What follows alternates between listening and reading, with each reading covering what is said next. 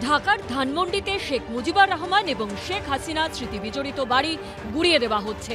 তা দেখে ডিফেন্স পাকিস্তান নামক একটি সোশ্যাল মিডিয়ার পেজে কট্টরপন্থীরা উল্লাসে মেতেছে। আর প্রায় সেই সময়ই শেখ হাসিনাকে আশ্রয় দেওয়ার জন্য ইউনূস সরকারের তথ্য ও সম্প্রচার উপদেষ্টা ভারতকে হুমকি দিচ্ছেন। এই তিনটে বিষয় পাশাপাশি রাখলেই জলের মতো পরিষ্কার হয়ে যায় মোহাম্মদ ইউনূসের অন্তর্বর্তী সরকার ঠিক কোন পথে হাঁটছে।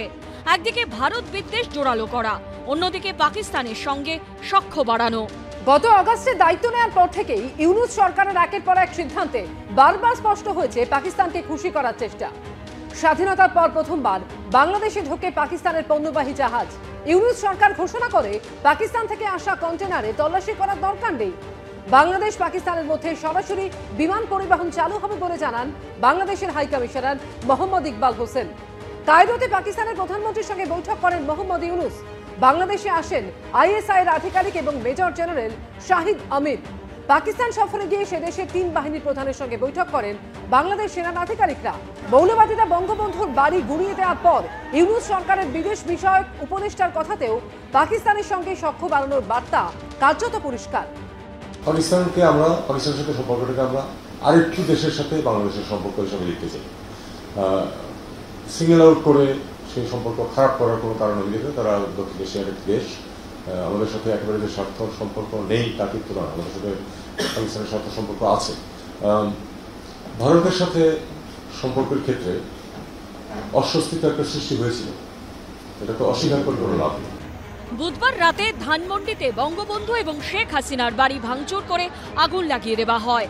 তখন ডিফেন্স পাকিস্তান নামে একটি সোশ্যাল মিডিয়া পেজে লেখা হয়, বাংলাদেশের বিপ্লবীরা গুড়িয়ে দিল ৩২ ধানমন্ডির মুজিবুর রহমানের বাড়ি, যেখানে ভারতের ষড়যন্ত্রে পাকিস্তান ভাঙার ছক কষা হয়েছিল।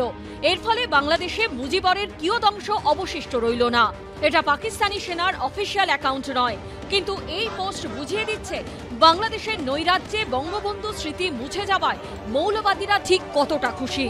কার্যত একই সুরে ইউনূস সরকারের তরফেও বিবৃতি দিয়ে বলা হচ্ছে, পলাতক অবস্থায় ভারতে বসে জুলাই অভ্যুত্থানের বিরুদ্ধে শেখ হাসিনার উস্কানিমূলক বক্তব্যের কারণে জনমনে গভীর ক্রোধের সৃষ্টি হয়েছে, যার বহিঃপ্রকাশ ঘটেছে।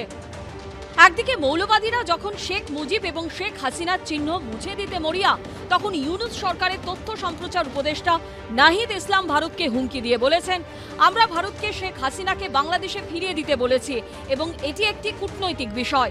কিন্তু শেখ হাসিনা যদি সেখান থেকে রাজনীতি করার চেষ্টা করেন, ভারতে রাজনৈতিক সভা করেন, তাহলে এর জন্য ভারত সরকার দায়ী থাকবে। শেখ হাসিনা যাতে ভারতে বসে বিবৃতি না দেন, সেই মর্মে নয়াদিল্লিকে চিঠি দিয়েছে বাংলাদেশ।